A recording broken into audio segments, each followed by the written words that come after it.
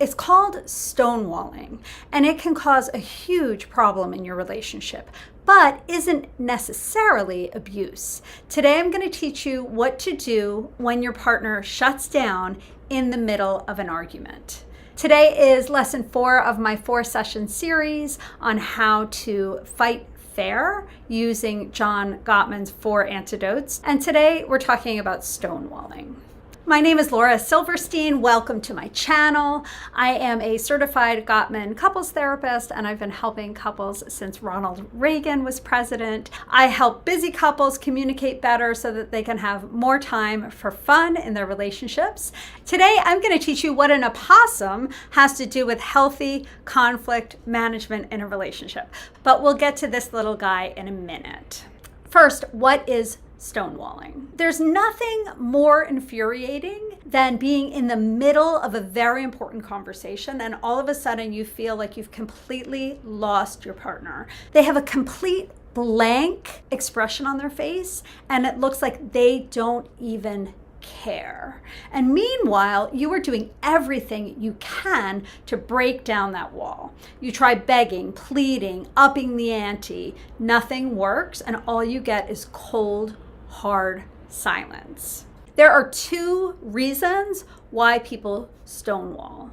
The first reason is actually emotional abuse. Here are the red flags for if it is emotional abuse. Number 1 is that the behavior is deliberate and it's done with the intention to control or manipulate. Number 2 is that it happens outside of conflict, not just during a fight, during everyday life. And number 3 is that the stonewalling is accompanied by other toxicity in the relationship, such as humiliation, isolation, and cruelty. I'm not here to diagnose whether or not you're in an abusive relationship. That's something to see a licensed professional for. So go ahead and seek help if you're concerned that you might be experiencing any kind of abuse. Sometimes stonewalling is not emotional abuse, and it's actually a communication problem that happens when 2 people are in a conversation and they disagree about how to handle it. So you've got partner 1 who wants to keep talking and partner 2 wants space.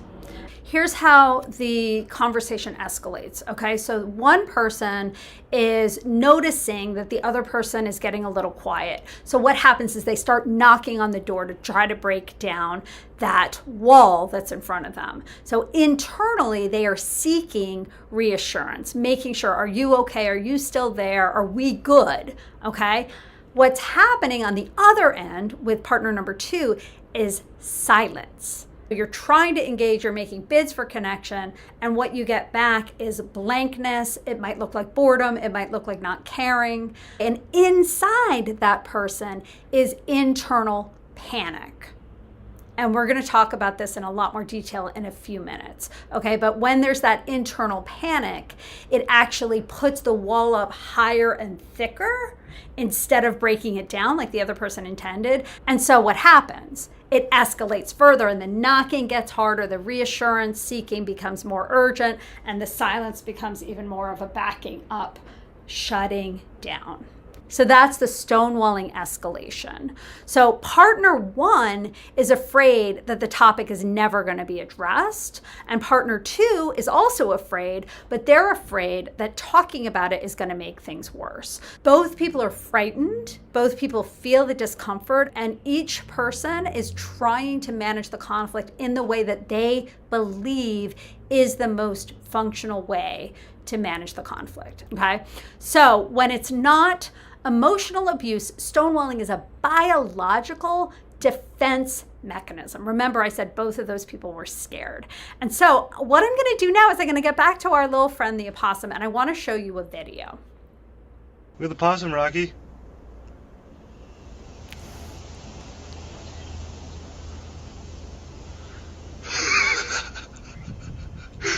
Oh my God. Good boy.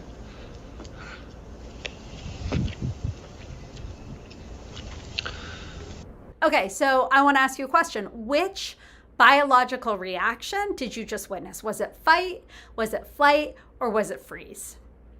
Did you guess freeze? You got it right. The freeze reaction. We forget about freeze. We think about fight or flight all the time, but deer in headlights, playing dead is what's happening when somebody's stonewalling. So the playing dead reaction with humans is similar insofar as the human being isn't thinking, oh, I'm going to shut down my partner. That's going to be a really good idea. I'm going to be quiet and I'm going to go silent. Any more than that opossum was sitting there like, oh, I have a great idea. I'm going to pretend I'm dead so this dog doesn't kill me. No, it's instant. Okay, it is biological self-preservation strategy. Stonewalling is the freeze response to perceived danger. Perceived being the opportune word in an argument with your partner compared to a dog eating an opossum. And that's why it's a dysfunctional reaction in a human relationship.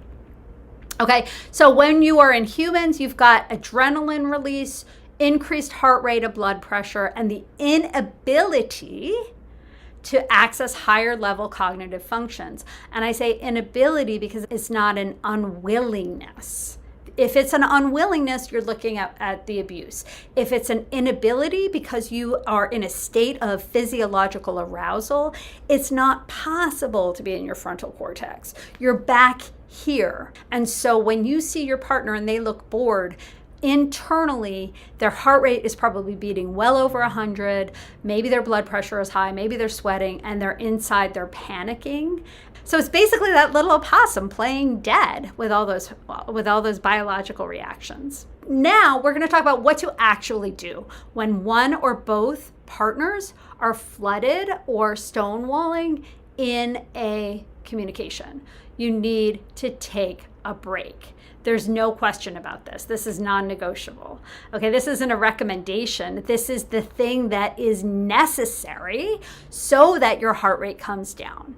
With the 4 horsemen of the apocalypse, physiological self-soothing is the antidote to stonewalling because of this very thing.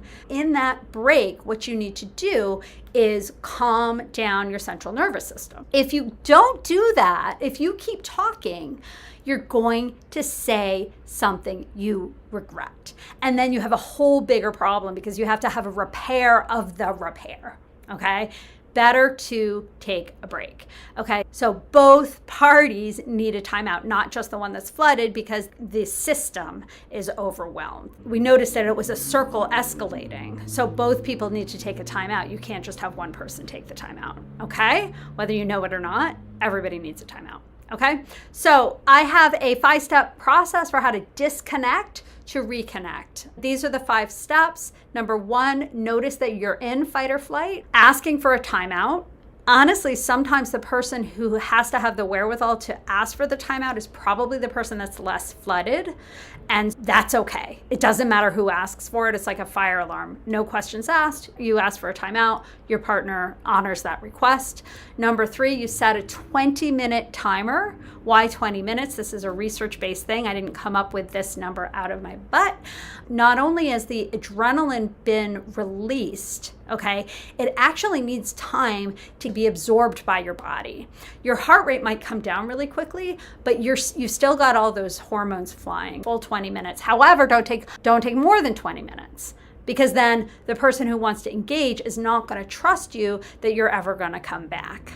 Okay, so step 4, make sure that you're self-soothing during that timeout. And I have a cheat sheet where I give you a whole long list of what to do during the timeout and what not to do. Number 5 is then after that 20 minutes, you reconnect and agree what to do next. One person might be ready to talk and the other person isn't.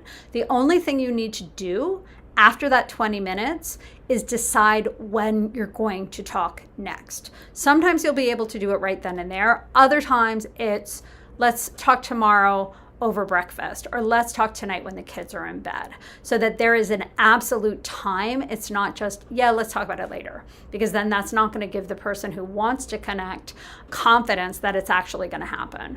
Okay. Similarly, if the person who was stonewalling isn't ready to talk, that's okay. You can't force them to talk. It's better to wait when everybody's got their high level skills and communication And you can also use your 20-minute to watch my YouTube videos on how to deal with the 4 horsemen. Here is your free resource. I have a workbook called Love is an Action Verb. I'm going to give everybody the timeout cheat sheet, which is chapter 7 of my workbook for free, and you can download it below. Okay, thanks for watching my video. And if you haven't seen it yet, go back and look at number 1, which is the antidote to criticism, the most common of all 4 of the horsemen. Okay, thanks for watching.